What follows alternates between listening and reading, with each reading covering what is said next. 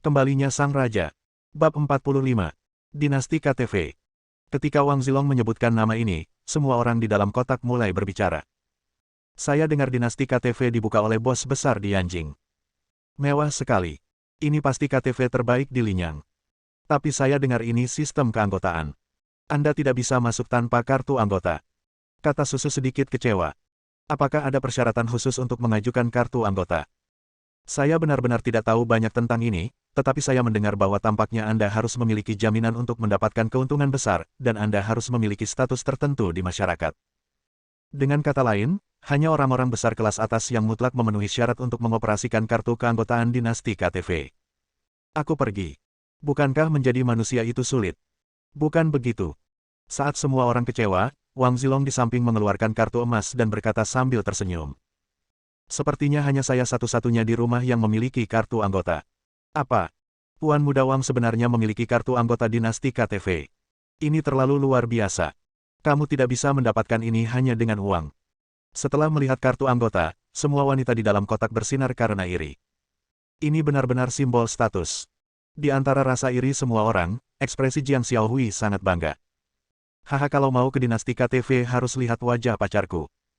Oke. Kita hampir makan cukup. Ayo kita pergi dan bersenang-senang. Hari ini pacarku berulang tahun, jadi kita harus bersenang-senang. Oh ya. Bai Susu berkata dengan gembira. Saya sudah lama ingin pergi, tetapi saya tidak memiliki kemampuan. Hari ini, dengan bantuan Tuan Muda Wang, saya akhirnya bisa pergi dan menimba ilmu. Petik 2. Xiao Hui, pesta ulang tahun sudah selesai. Aku tidak akan pergi ke KTV. Kamu bisa bersenang-senang. Su Chen dan aku akan kembali dulu. Melihat Su Chen dan Lu Yurou hendak pergi, ekspresi Jiang Xiaohui sedikit berubah, dan dia segera meraih tangan Lu Yurou dan berkata, Yurou, kami adalah saudara perempuan yang baik yang lahir pada hari yang sama di tahun dan bulan yang sama. Jika kamu pergi, bagaimana kita bisa tetap bersenang-senang? Dan ada temanmu di sini. Jika kamu pergi, mereka tidak akan bisa bermain. Ini. Ekspresi Lu Yurou menjadi kusut, karena teman baiknya sepertinya ingin pergi ke dinasti KTV.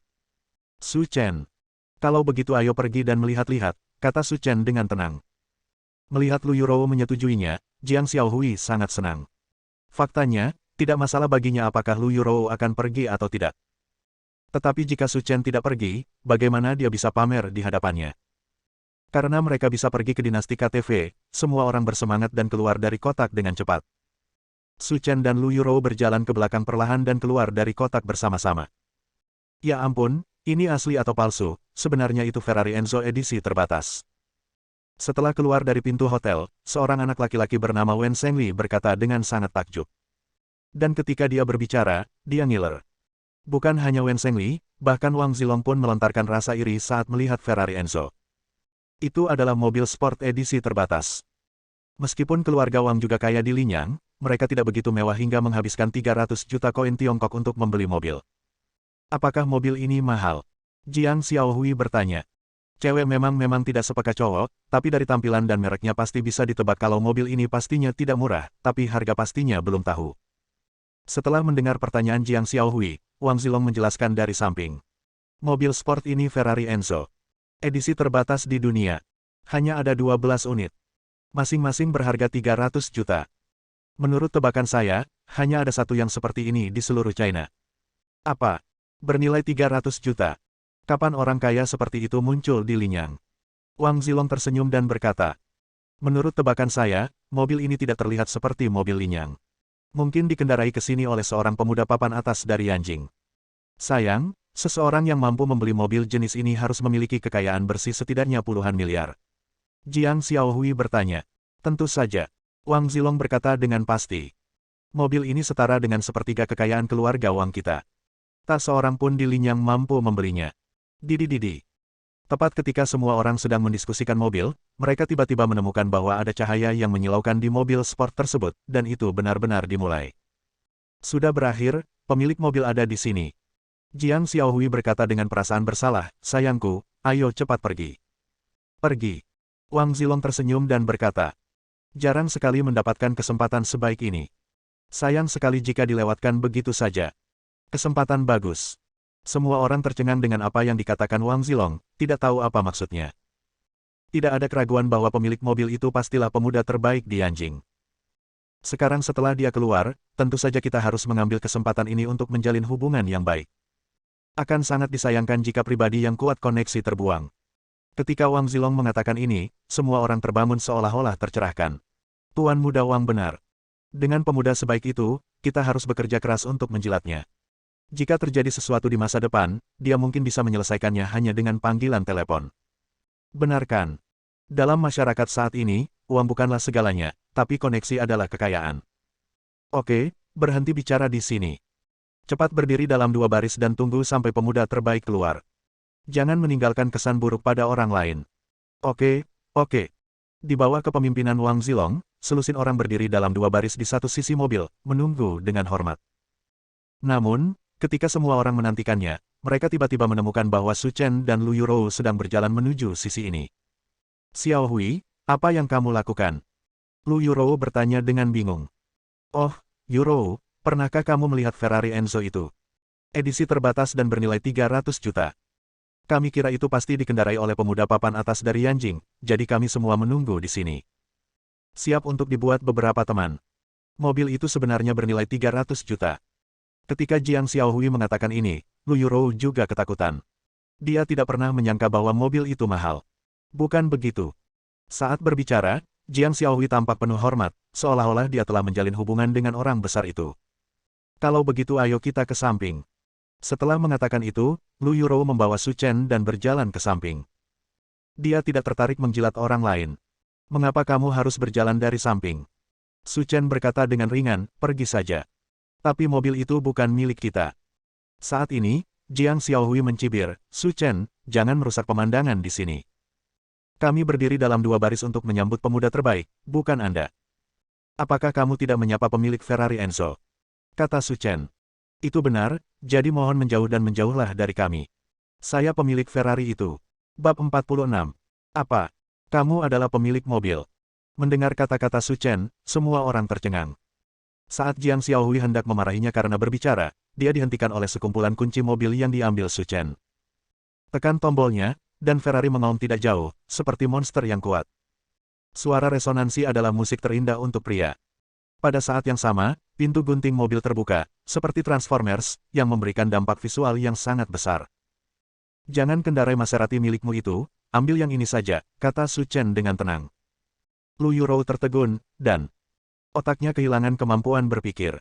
Ini, mobil sport edisi terbatas seharga 300 juta ini sebenarnya milik Su Chen. Ini luar biasa. Apakah kamu sudah pergi? Su Chen bertanya lagi.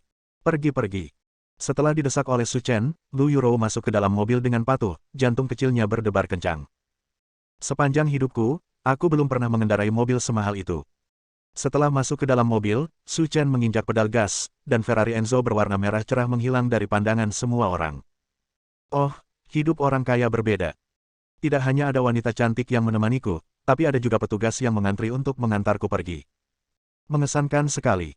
Untung saja penglihatan saya bagus dan tangan saya cepat. Saya hanya mengambil beberapa foto. Meski bukan mobil saya tetap bisa pamer setelah mempostingnya di Moments.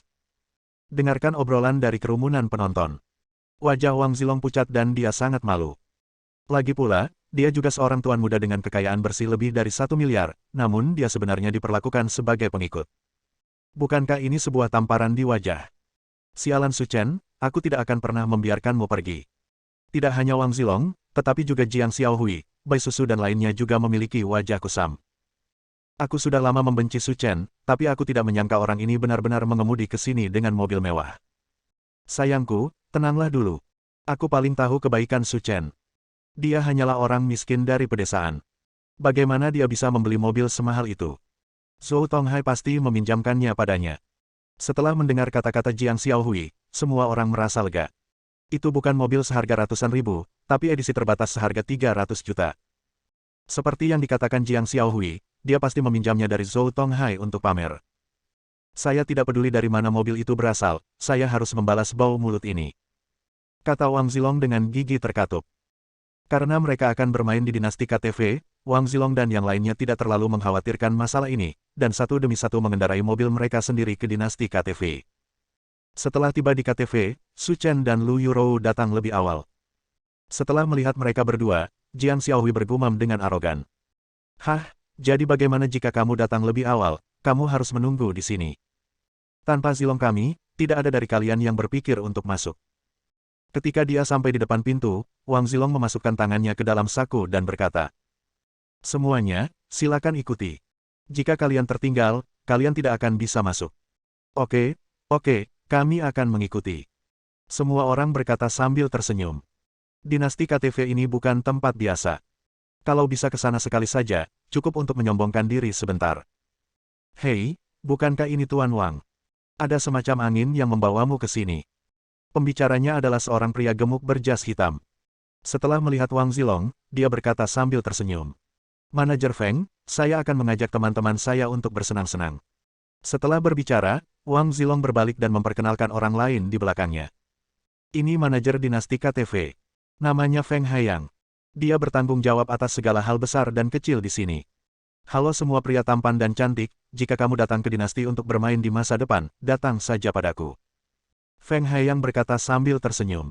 Oh, biarkan aku pergi. Tuan Wang memiliki wajah yang terlalu berlebihan. Bahkan manajer dinasti KTV pun memberinya wajah seperti itu. Sungguh menakjubkan. Identitas saudara kita Long dipajang di sini, jadi tentu saja mereka harus lebih sopan. Sepertinya koneksi itu sangat penting. Lagi pula, berapapun uang yang kamu punya, pasti ada saatnya uang itu akan dibelanjakan. Dengan koneksi, kamu tidak akan pernah kekurangan uang. Bai Susu berkata dengan nada menyanjung, sambil juga menyindir bahwa Su Chen adalah orang yang tidak punya uang. Baiklah, manajer Feng, saya tidak akan berbicara dengan Anda lagi. Ayo masuk dulu, kata Wang Zilong sambil tersenyum. Oke, tapi sebelum masuk, kamu harus menunjukkan kartu anggotamu. Kartu keanggotaan. Wang Zilong mengerutkan kening, Anda secara pribadi membuatkan kartu keanggotaan untuk saya, mengapa saya harus menunjukkannya kepada Anda? Tuan Muda Wang, Anda hanya bercanda. Anda tidak perlu mendapatkan kartu anggota saat datang. Tapi kami punya peraturan di sini.